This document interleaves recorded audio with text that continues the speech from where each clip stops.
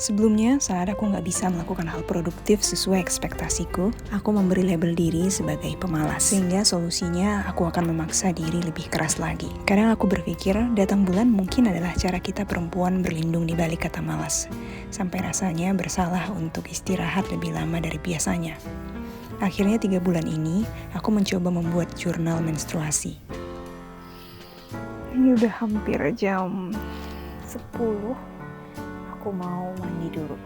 Aku ingin tahu bagaimana hormon mempengaruhi perempuan, sehingga kita tahu kapan harus berhenti memaksa diri, dan kapan kita bisa mendorong diri sedikit lebih lagi. Turns out, mendengarkan tubuh sendiri sama sekali tidak mudah, sampai satu hal berubah drastis di bulan ini.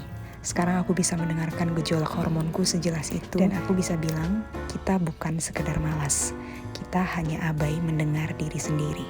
Halo, selamat malam teman-teman.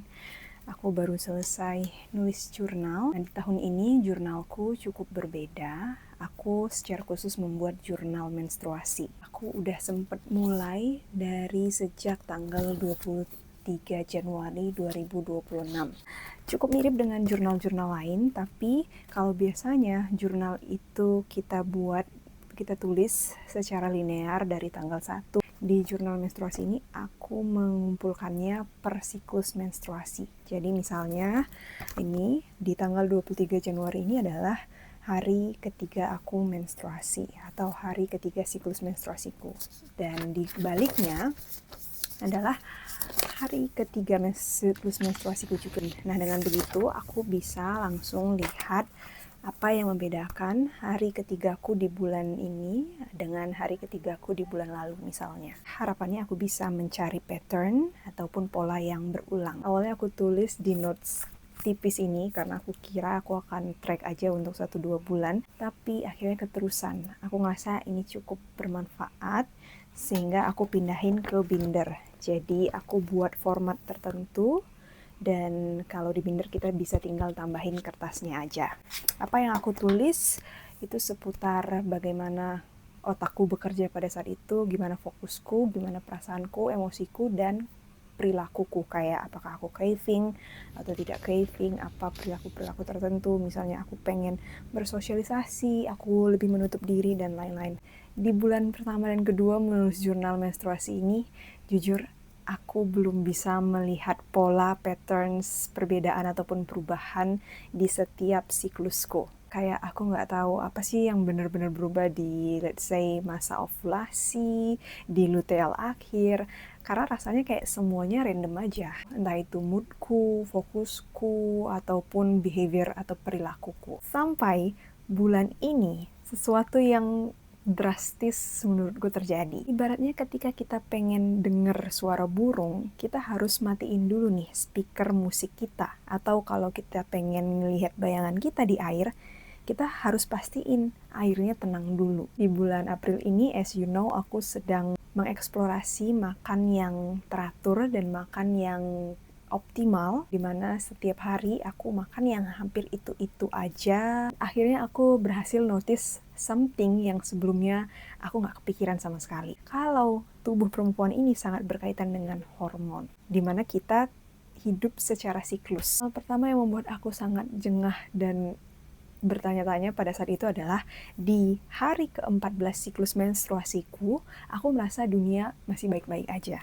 Aku tulis di sini, aku bilang fokusku sampai jam 12 bisa dibilang semuanya berjalan dengan lancar. Bla bla bla bla, setelah jam 2 aku rasanya lebih sulit untuk fokus atau deep work. Dari jurnal aku ini aku bisa bilang aku bisa mengerjakan semua tugas-tugas yang aku sudah jadwalkan. Aku bisa cukup fokus sampai siang. Dan besoknya di siklus ke-15 yang kutulis adalah hari ini dari pagi aku udah merasakan kalau prefrontal cortexku off. Prefrontal cortex itu yang berfungsi untuk mengatur analisis, logika, fokus, dan gitu-gitu ya. Aku bangun dengan perasaan dingin dan tidak bisa melawan rasa malasku. Aku caps lock besar seharian, aku dikendalikan oleh limbik. Aku nggak tahu apakah ini kejenuhan, tapi aku mencari novelty atau kebaruan. Yang aku rasain pada saat itu adalah aku serasa pindah dunia. Kalau sebelum-sebelumnya aku semangat banget, tiba-tiba besoknya di hari ke-15 ini aku nggak punya motivasi sama sekali. Aku kedinginan, aku di kasur aja kayak udah males untuk bangun. Karena saking bingungnya aku apa yang terjadi, aku akhirnya cari tahu lagi tentang siklus menstruasi ini. Dan turns out, biasanya setelah masa ovulasi selesai, salah satu hormon penting di tubuh perempuan, yaitu estrogen, akan turun drastis, seakan terjun payung. Dan hormon estrogen inilah yang mostly mempengaruhi hormon-hormon lain seperti serotonin yang merupakan hormon kebahagiaan. Jadi bayangin hormon ini terjun payung, begitu juga dengan kehidupan kita sebagai perempuan. Hal kedua yang aku notice adalah di hari ke-22 dan 23, tiba-tiba aku jadi susah buang air besar. Padahal di hari-hari sebelumnya, kayaknya 5 menit aja di toilet udah langsung selesai urusannya. Tapi beberapa hari belakangan itu aku harus nunggu sekitar 15-20 menit.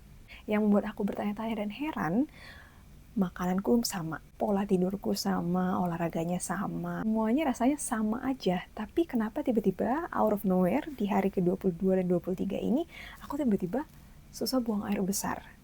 Di hari itu hormon kita yang namanya progesteron itu meningkat, dan peningkatan hormon ini mengakibatkan usus kita bergerak jadi lebih lambat. Dan fases kita akan tertahan di usus lebih lama, dan hormon ini juga membuat kita lebih banyak menyerap atau menyimpan air. That's why fases kita akan jauh lebih keras, lebih padat, lebih dry. I never thought that before. Aku nggak pernah tahu itu sebelumnya, aku nggak kepikiran juga. Yang aku perhatiin kenapa sebelum-sebelumnya aku nggak notice hal tersebut, karena sebelumnya aku makan apa aja, aku makan sesuai yang aku pengen aja. Kadang aku kalau craving donat aku beli, kalau pengen keripik aku beli.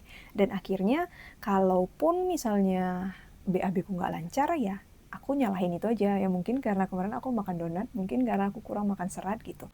Tapi setelah aku memenuhi semua itu, aku jadi bisa baca hormonku seclear itu. Karena aku udah memegang kuncinya yang selama ini membuat hormonku kacau, which is makan sembarangan. Sekarang ini aku sedang ada di siklus ke-27.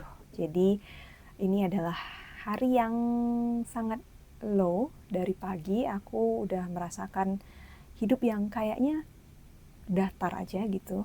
Biasanya memang di hari-hari seperti ini kita lebih butuh ketenangan karena baik hormon estrogen dan progesteron kita sedang rendah-rendahnya menuju menstruasi. Bahkan saat ini pun aku merasa sangat belibet untuk ngomong, dan otakku kadang kayak zoning out gitu. Tapi yang buat aku eager buat video ini kali ini adalah aku nggak kebayang aja berapa banyak perempuan yang sama sekali tidak mengenal dirinya sendiri, sama sekali tidak tahu bagaimana hormon perempuan, siklus perempuan ini berpengaruh ke hidup kita. Bayangin aja kalau kita setidak tahu itu, seignoran itu, ada hari-hari di mana kita memang low, tidak produktif, dan di saat itu terjadi kita malah menyalahkan diri kita sendiri. Kita merasa diri kita pemalas, kita merasa diri kita nggak berguna. Akhirnya mungkin sembari kita scrolling, kita ketemu motivasi-motivasi yang pedas dari orang-orang, dari influencer di luar sana, yang turns out membuat kita mencoba lebih keras lagi, lebih disiplin lagi, mendorong diri lebih disiplin lagi, dan akhirnya gagal karena memang kita sedang tidak pada kapasitas untuk melakukan itu, dan kita akhirnya merasa lebih gagal lagi. Kita melabeli diri kita sebagai pecundang, pemalas, dan kita hidup dengan label itu setiap hari. And it's scary, kayak kita sedang menyalahkan diri sendiri atas sesuatu yang kita tidak mampu di saat itu. Karena itu aku pengen ajak teman-teman untuk lebih mengenal diri sendiri lagi. Aku pengen kita sebagai perempuan bisa mengenali tubuh kita, bagaimana tubuh kita bekerja, apa yang kita butuhkan. Dengan begitu, instead of kita melawan tubuh kita setiap hari, kita bisa bekerja bersama. Dan memang hal pertama yang harus kita lakukan adalah mendengarkannya. Bagaimana kita bisa mendengarkan tubuh kita? Kita harus menenangkannya dulu dengan cara tidur yang cukup, olahraga, makan yang optimal, sehingga kita bisa dengar suara hormon itu. I'm so glad aku bisa sampai di kesimpulan ini dengan eksplorasiku sendiri.